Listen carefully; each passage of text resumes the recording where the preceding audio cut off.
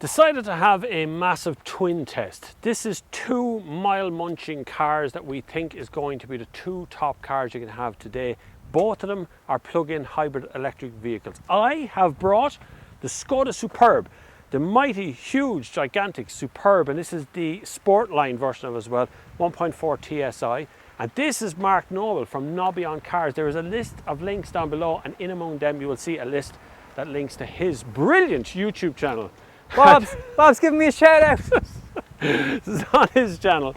So he has brought this ugly French thing. What is it? Well, I don't know about ugly, Bob. It's the Peugeot. In Ireland we call it, people get very annoyed about the pronunciations, the 508 PHEV. Which do you say naturally, Peugeot or Peugeot? Peugeot, I'm Irish. Even the ads on the radio in Ireland say Peugeot. Peugeot. Peugeot. It is Peugeot. We'll do, in case anyone from the UK is watching, okay, it's Peugeot. Now, the Irish people is Peugeot. Okay? So, this one is €47,000 starting price. What size engine is that? 1.6. I have a 1.4. 225 brake horsepower. A 218. It's not looking good, Skoda. You're going to sort this out. Which, I mean, honestly... How many gears have you got? 8. I have 6. 8 gears. Which is the better looking? I mean, look at them. Which is the better looking? Now, in fairness, car? I think that blue is the wrong colour. It is the wrong colour, I'll give you that. Okay, so I think that the blue doesn't actually suit that model car, but I actually think that that has it edged on the looks. This isn't exactly an ugly looking car. No. But it's just the Peugeot. But it looks the same as the same Superb for the last 5 years. Is that? Yes. This is That I would fairly agree. fresh looking. And this has the full LED headlights in it, the way they sweep and... Yeah. Plus that lion claw thing that they're doing, the lights on the back and the front. There's a lot to see. Now, as a driver though, you're not seeing any of that. No. You're in the cabin part of it, which we're going to get into the cabin part in a minute, which is my thorn in the side of the Peugeot range is the cabin element of it. And Small, two tiny steering wheels. you might wonder, why do they have to put so many flashing lights and things on that car? Is that to, distract? Or is it just, it just looks really Still, good? these two would be almost alone in their segment for this kind of car. We're not talking about BMWs and Audis and Mercedes and stuff. We're talking about a standard mile munch. These would have been traditionally 2-litre diesels. Huge mile munching cars for any of the sales reps on the road. These two cars would have achieved that. So now we have PHEV versions, but you have a drawback, and I have the same drawback on this one for the PHEV part about that. So explain that bit where we're charging at the speed of charging. Okay, so Actually, what happened to you this morning before we on the Peugeot, you have to spec an option to have charging capability of 7.2. It won't take 22 kilowatt charging if you have the standard charging, which is 3.2. So no matter what you stick into this car, it's only going to do 3.2. So the same as a plug, 3-pin plug. So why? Plug will charge at that. So you must charge your phone at that speed. Yeah. So if I use an ESB public charger from the 10th of August, it's going to cost me money. This car will take 4 hours from zero range to charge to 40 kilometers. And if you block a public network charging space for 4 hours, you're stopping an actual EV driver from charging. And you might get an overstay fine, which is the ESB is doing overstay fines as well. And you've got to pay. So I paid €8 for the 3 hours parking. It still wasn't fully charged. It is a total car for charging at home or in work, in which case it's £2 and it's fine. You park it overnight and it's grand. And if you live, within 20 kilometers of your job, you'll drive in and out on the same battery charge for £2. This has the same problem. 3.6 kilowatt is the fastest it's going to charge at. No matter what you do, you've got to spec a faster charger, which is not what I assumed until I started rooting around. You really have to root to find it, but it is there. You have to spec a more up-to-date charger to charge a 7.4 at home, which means I'm stuck doing the same as you, 4 hours at a public charger or 4 hours at home, which is an overnight charge every single time for the sake of 40 to 50 kilometers. I mean, in real world terms, 40-50 kilometers is like a litre of petrol. Yeah. Right? Which you can dispense from a thing in a couple of seconds. And then when your charge runs out, you're running heavy cars with 1.4 and 1.6 petrol engines. Yep. And then things get thirstier and noisier. And so the best way to run these cars is with some charge in the battery. Yeah. And they are the limitations. And I think even this video will help people realise that don't assume you're going to be able to do any sort of fast charging with these cars as they come from the factory. Yep. It's pretty standard charging every time you pull up somewhere. Plus, you this morning had to pay for parking. That's another £8 on top of your charge. red zone. Yeah. Sitting on an £8 parking, then you're going to spend £4 for charging. So it's starting to get expensive. I mean, for an electric car, it's starting to get expensive, right? And they do claim, the headline stuff is all like, we're going electric. And I see a lot of this. Mercedes are doing the same thing. We're now electric. But actually, it's a PHEV they're talking about. Now, I did catch some builders checking out this car as it was charging, and builders would never look at one of these cars. No. But they did. It does look, particularly in that red one. They had a red one on for a while, and it's really, really handsomely pretty car. Yeah. This is handsome and pretty all the time in every colour. I'd give it that. Yeah. You can go matte grey or go whatever colour you want in this car, and you're going to get a pretty handsome car. Size-wise, the boot space in the Superb is bigger. Either one, saloon or hatch or whatever way you want to look at them, even the estate one, the Superb is going to be the bigger car on the inside. Now, to be responsible and socially distant, what we've done is, Mark is standing outside the car and I'm inside the car. And I'm just going to go through the bits that I think real quick of what is the benefits of having a Skoda instead of a Peugeot. So the first one for me is the big steering wheel. It's not big, it's just an ordinary size steering wheel. It's just not debatable. And to have an ordinary sort of gear stick, which is just the average automatic thing. And then the rest of it, it just is where it's supposed to be. There's USB ports here, USB ports there. There's just clever little things around the car, inside the cabin, that make a lot of sense. Plus, it's not bad to look at. It's not exciting, there's not a huge amount going on, but you don't really want a huge amount going on. Infotainment system is bang on, and there's knobs and dials and stuff that I actually want to do.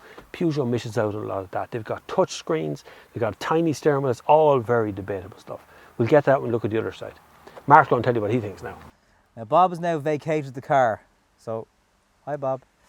So yeah, I don't necessarily disagree with a huge amount of what he's saying. The touchscreen is massive, like huge. And yes, you can't get away from the fact that the climate control and all the buttons are very easy to use. I'm not so much a fan of the faux carbon fibre.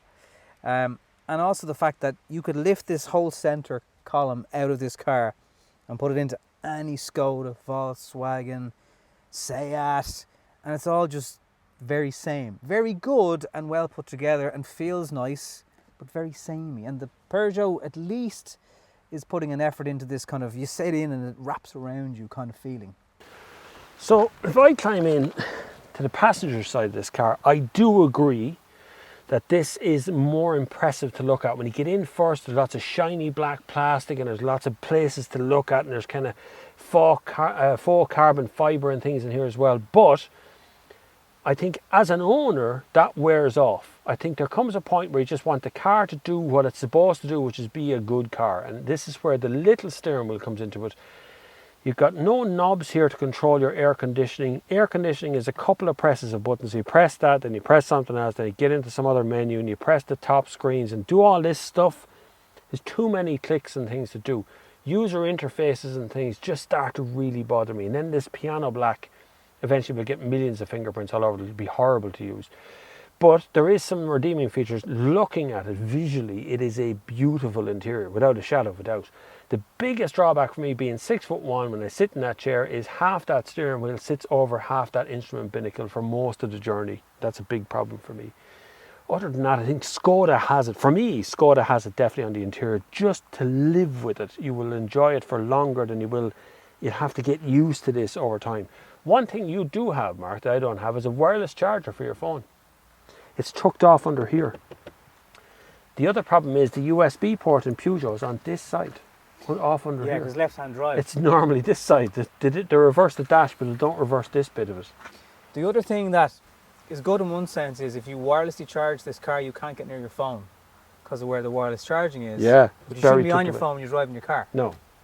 So it's an interesting little thing to have it down here, but I wish that USB port was over the other side towards the driver over this way. to drag the cable across. Because the cable's all over it. And to find it, when you get out and pull out the USB port, they plug it back in to get your car going again. When you're trying to find it from the driver's side, it's just a pain. You end up climbing over the top of this and looking at this side. So It's a French thing. They don't move, like the fuse box in this is in here. So it takes up 3/4 of your glove box is gone. Because in the French one, it's over here in the glove box on that side. So you get a big glove box in the big French one, but you get a tiny glove box in the UK and Ireland one. So they reverse some of the stuff for us, but not all the stuff. Not all of it. Whereas the Germans do actually reverse everything, goes one side to the other. So they even reverse the software. So you're not having my steering wheel then, no? The small steering wheel on a motorway, you're sitting there, you're constantly twitching that. On the M50, you're constantly doing this crap because it's so small, it's so jittery. On the first 3/4 of a turn, it's really jittery. Then it sharpens up even more, and all of a sudden you're turning really. It's like driving a go-kart, which sounds fun, but you don't want to. You wouldn't drive a go-kart every day to work, right? So big steering wheel means you just kind of sit back, put your hands on the bottom of the steering wheel, and just float on home. Don't think about it. So a quick explanation of BIK in Ireland. If you're in business, right, you have to you pay a thing called benefit in kind, and they changed the rules recently, which means below 50 grand, if the car costs less than 50 grand, you pay 0 BIK. If it's over 50 grand, you pay BIK on the portion over the 50 grand mark. So every car company wants their low CO2 emitter to be under 50 grand because that's much more beneficial. So what about the Peugeot? Well, the GT line version, which is 225 brake horsepower, 1.6, all those wheels, that trim and all that stuff, is €47,000. But there's an Allure model, which is 38, also a hybrid, Whoa! also 225 brake horsepower. That means for a business owner, for any of the lads doing fleet cars, that's a no-brainer, right? So you're saving a fortune because you no BIK to pay on that car either. So you're getting a less than 40 grand. But no BIK on the GT line of it either. Now I have to go against that because my 1.4 TSI, according to the Skoda website, Skoda Ireland website, starts at 51,750. So 1,750 quid becomes BIK'd straight away. Which isn't a huge amount. No, it's tiny. It's tiny. But you're going from a jump of 38 Yeah. to... Now, that's a lot of car for It 50 is. grand, right? That's a very, very big car for 50 grand. But either one of these cars are too expensive. At 50 grand, why would you do that? If you look at if I take out my phone again and I go back onto the Skoda website, I'm sorry to do this to you, Skoda, but if you go back up to the very top, there's a 1.5 TSI 150 horsepower version of this for 35,905. More than you'll ever need. Oh, by far. 1.5 TSI is 150 horsepower. Okay, it's not as, this is more, right? And if I go into the 1.6 diesel, it's 38,520. A 2-litre diesel, 150 horsepower, 39,185. I'm still 51 grand, right? This starts at. Well, the cheapest active 508 1.5 blue HDI 130 brake horsepower, 31.5 grand. It's nearly €20,000 cheaper. Now, I don't care how often it's only €2 to charge your 40 kilometre range. That's 20 grand. It's 20 grand. How That'll many put holidays? a child through university. That's a kitchen. Like that's a very refurbished big kitchen, Bob. kitchen and a kitchen table and a few nights out and a bit of a holiday for the family. So between them. if you get one of these cars, there's no doubt you can tell your mates, I've got a plug-in hybrid and I can waft to work in electricity mode. But like, your neighbour buys a 2-litre diesel version and goes, I'm off on holidays to the Bahamas for a few weeks. And I have a new car. so it's like the same argument for people that are jumping ahead and buying electric vehicles and they can spend like 10 grand cheaper on the petrol equivalent. I think at the moment you either want to be in this space and the financial cost isn't the number one reason you buy.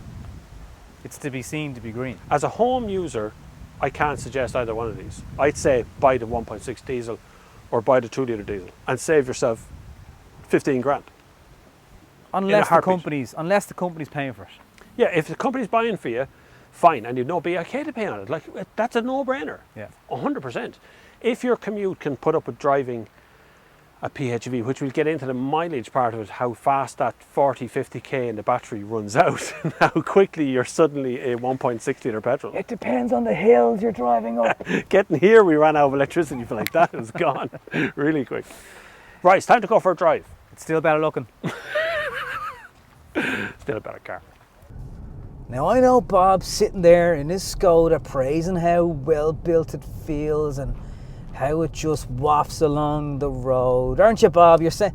So, this definitely feels like the more low down, the more impressive car.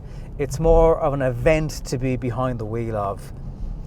And as I leave it a little bit late for that corner, one area these PHEVs are undoubtedly going to suffer from is extra weight. You know, over their petrol counterparts especially, the handling is going to be compromised a bit. We've both felt on these twistier roads that there's certain bumps that will catch the suspension a little bit off guard and the car will just lift a little bit too much. But I still think this is going to handle better. I haven't driven the Superb PHEV. I have driven the 2-litre 190 brake horsepower diesel version of it, and it is a great car for going fast in a straight line. But I just don't know if I was taking country roads to take me home. I think I'd rather be in this. This just tucks into corners, and that, I know Bob hates the steering wheel, but I just think it makes it all feel a bit sharper. I do get you can oversteer it in your own head, but I just don't think you could chuck the Superb around these roads the same way. Hello, sheep. This is an 8-speed gearbox, which means it's less laboured even when you are all out of energy and you're relying on just the petrol engine. So it's going to be smoother. I'm sure there's less wind noise from the Superb. A little bit of wind noise coming now over the pillars of the car. But this is quiet. If you're driving with electric range in it, it's extremely quiet. But even now I'm out of that and I'm solely relying on the petrol engine of the car. It's doing 4 litres per 100 kilometres. He's probably gone on about the fact that that'll do 1.2. But like where? Down what hill, Bob? The Superb. Any of you regular viewers will know my feelings on what the Superb is. It is a car that I'm happy driving in with my family. I'm happy to turn up to a dinner date with. I'm happy to go to somebody's house. And it won't look out of place among 5 Series or Audi A6 or any of that kind of car. It just doesn't look out of place in those places because it's an everyman car. It's actually Skoda's Golf, if you know what I mean. That classless yet classy exterior every single time. They've softened it, so it's very soft now. I can feel how bouncy the chassis is underneath, how relaxed the ride is, and yet there is a sport mode on this which is very lively. You know, when you press the sport button, it livens up the whole car and it wants to go, and you can feel that revvy little 1.4 TSI come to life and drag you along up the hill. But that's not what this car is for. This is not the sport version. This is the mode version, the E mode or the hybrid version, whichever one you want to do. Now you can set it to auto so it will recover some energy every single time, or you can set it to manual so you make it do stuff yourself. My ears are popping. I'm rising up so quickly up that hill. Now when you go into modes here, you can change into normal, you can change into E mode, into hybrid mode, whatever you want to do. It's entirely up to you what you decide you feel like having the car to do. Now you could perfectly go to work and come home from work and never actually use any fuel in this. You could get there and back on electricity. You will have to charge it every day, but essentially you can do this on electricity. What we're going to do next now is go down to a charge point, just see what it's like to charge one of these cars and how annoyed electric car owners become because 2 PHEVs have turned up and taken on their charge point spaces. But we're all on the electric journey. Some of us are taking longer to go full electric. The Superb to me is the pinnacle of what I want these kind of cars to be able to do. It's able to carry 5 sheep in the boot and your family and all of their luggage, and it can carry it long range. If you buy this in an estate version, you're going to get a massive car, easy to maintain, a lively thing, but Would I say PHEV? I think the Passat's a better PHEV, if I'm honest. I think Skoda does a perfectly good diesel with a DSG box, or even a 1.5 litre TSI petrol. Now, coming down this bit of a hill here, which is quite nice, I'm getting 7 kilowatt hour per 100 litres back. 21, 6, 3, 15, 37. Now you see, deceleration recharges the battery, and you can actually go into the E mode and take off the auto thing and get it to get the battery charged up again for you while you drive. So the car will do everything in its power now to divert any extra power it's got into the battery system. I do like Skoda. I do wish that Skoda would allow that screen to stay on. That screen that I was looking at there a second ago, it disappears. When I press the display button to bring it up, it disappears and stays away. So it's kind of annoying when you do that, because I want to see that drive mode stay where it is at all time. At 29% battery right now. I'm not using any fuel right now. I'm not using the engine to go down this hill at all. It is pure resistance for the... Thinking of Mark's car for a minute, the Peugeot, whatever you want to call it. It is outstandingly pretty, and in the right colour, it is bite the back of your hand pretty. It is an incredibly good looking car. The problem I have with it is it's controversial for the sake of controversy, and I mean that the little steering wheel, the shape of the dashboard, just everything, the touch screens, all that sort of stuff is just controversy. It's just something for me to dislike, whereas this car has knobs and buttons and an ordinary steering wheel. They just put it together in a nice, tidy package. When it comes to handling, the Peugeot actually handles a little bit better, I think. I think it's a little bit sharper in the turns and the corners than the Skoda is, but neither of them should be counted as sports cars anyway. Neither of them are meant to be sports cars. They're meant to be efficient petrols. They're meant to be semi-electric hybrids, you know, they're meant to be that kind of thing. So I can't expect this car to be something that I can chuck into a corner and it'll come out straight the other end. Yet they do, both of them do actually. Before we reveal another, I don't know, what would you call it? Fundamental flaw? Yeah. For some reason the high part of Brid is really big blue letters, and then it's like hybrid. Hybrid. That's what I thought. I looked at it when it sounds like the Irish woman's name, Breed. Breed. So it's an Irish car. We're at a Lewis Park and Ride stop, which you would think would be a clever way to, you know, even future-proof, because this is a fairly modern stop. Look how big the car park is. It should be 10 times the size. I mean, it should be a multi-storey car park into the sky here. Yeah. But it's a massive car park. Now, it's extra quiet because we're in the middle of a pandemic. Yeah. So people aren't using public transport. But you told me there was charging points here. There certainly was. I can testify to the fact there was definitely 2 charge points, 22 kilowatt chargers over there. We were there for years. This place opened. By the way, do you know where your hybrid port, where do you charge your Skoda? Your superb Skoda. I don't know. I think it's on the front. Where does it go? Probably this thing, I'd say. I don't know how to open it though. I have to find out how to open it. That looks like it's radar guided. That's what I thought as well, yeah. I don't know. There's a fuel cap there. So on my car, there's an extra fuel flap basically, so it's very simple. There's one on the right hand side where the petrol goes in, and then you've got this one where the connector charges up. Have you found it yet, Bob? No? No, that's the petrol cap. I found that. Where's the charge point? You can't charge a Skoda. Sport E-mode. Boost. Ireland's biggest motoring expert can't find the charge. I don't know. That one that's in the middle is the fuel cap. Like, there's no obvious button. I'm not it's missing not that. Right? No, no secret buttons. No switch. AP, boost, E-mode, sport mode, sync, rest. I don't know. I don't know where it is. I don't know where the button is. There's no button. I know. Has your car got an umbrella? No, but you can charge it. You guys put fuel in it. That button there, the big fuel button, opens that one. Getting ready for fuel, please refuel, it says in front of Is you. this the self-charging Toyota badge as a Skoda? This is charging now. Like, just it's absorbing energy from the universe.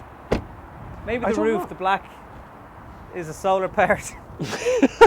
That doesn't look like a charge point. Where does it go? I mean, at least Peugeot, I'm sorry, it wins for this reason. You know where to come around. Like, There's something on the keys. No. I can open the boot, which is electric. Where's the bloody charge point? comment below if you think you have a guess as to where. I don't know. Answers on a postcard. Write it to Skoda, Ireland. How do you open the charge port? Or how do you... But I need to show him this. Oh, it! Ah, I found it! Found it! Sneaky. It's on the front. Look. There it is. He found it. It has lights. Look, mine has lights and buttons and things. Look, battery fully charged, charging, departure time activated, no voltage supply. It's alright, calm down, I got it. Right, Mark, your own money, Yeah. you're going to buy one of these two cars. You've settled, you've decided which one it's going to be. It's the last two cars on earth, you have to buy one of them. Which one is your money going on to? The one that grabs me all the time, just the second I reviewed the normal petrol one of these last year, and look, this colour, we've covered it, it doesn't do it justice. It's a beautiful looking car. Looks, I'm going for this. It's cheaper. But then when you come to trade it in, it's going to be a more painful conversation trading that in, isn't it? Yep, especially if you want to go outside the Peugeot range. So if you're moving away from Peugeot Yeah. to another brand, that's going to be a hard conversation to have. You want to go to Ford, you want to go to Skoda, that's going to be a more difficult options. trade-in. This trades in all the time. Having said that though, Bob, tell all the people watching, when we drove in here, whose car was checked out? As we pulled in through here, there's two lads walking across the road. Both cars are driving by at the same time, and the two of them just went, oh, and there's that one passed by. It's like the beautiful car. It's a sexy looking car. It is 100% beautiful. Even in that colour, it attracts attention. But if that was in red or yellow or some sort of fancy colour, it really takes that colour well. So does this. Dragon skin green versus this really pretty car. It is. And there will always be, there's going to be, I said on the M50, there will be more people who are passionate about Skodas than passionate about definitely Peugeots. more fans around of the Skoda brand in general. My money would go with this. I know you pay a little bit more, but you're getting a 1.4 TSI engine that Volkswagen put out a few years ago. It's a fantastic machine. DSG box, big steering wheel, big comfy seats to sit back in for that mile munching thing. Peugeot should be, on the whole, should be slightly more comfortable. It's a French car, it's what they built their brand on. It's comfy cars, but it's actually a little bit better handling. Yeah. That's nicer down those little mountain passes we were driving out of. That's what I said. I said, I put the camera on you and I said, look how many times he's hitting the brakes that I don't need to. Yeah, that's the thing. That handles better than this. That's sportier setup than this thing. So basically what you're saying is if you actually like driving, go for the Peugeot. Yes. Thanks. But if you want the best resale value, you got to go for the Skoda, and you got to see they're both got advantages and disadvantages. But there's one advantage that Skoda has right now. What? I'll show you now. This is the thing Skoda's doing. It's got a bigger boot. We know, yeah. It's got a bigger boot, but it's got a boot big enough to keep a bike What's in. this? Because when you're charging your car, right? So when you get around to For charging 4 your car, hours. Yeah, for 4 hours. Your car is stuck for 4 hours. This is cheating. Like, Not me. I ain't stuck. Within 2 seconds flat, I can have my Skoda branded bike. I think it's about there.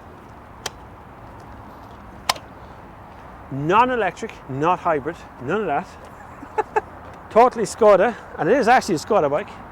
So while that's charging, if we had a bloody charge point, Ireland, yeah, that's a bit I'd be of it. sorted. So you'll mind the cars then, right? See you later. Thanks for watching. Shimano gears, folds up nicely. There's no battery backup in it. It comes with a stand, comes as is. Will be available in your Skoda dealership this year. Do you like? It's called a Stretch Go. It's pretty, isn't it? It's heavy though. It's a good, like, near 12 kgs, 10 kgs. But you could get it on a Lewis. By the way, Peugeot started out as a bike company. Skoda make bikes as well. This is like perfect balance. Where's your bike? Anyway, we've come to the end of our video. I've always wanted to say this. What is it you say? See Until the next time. See you on the far side.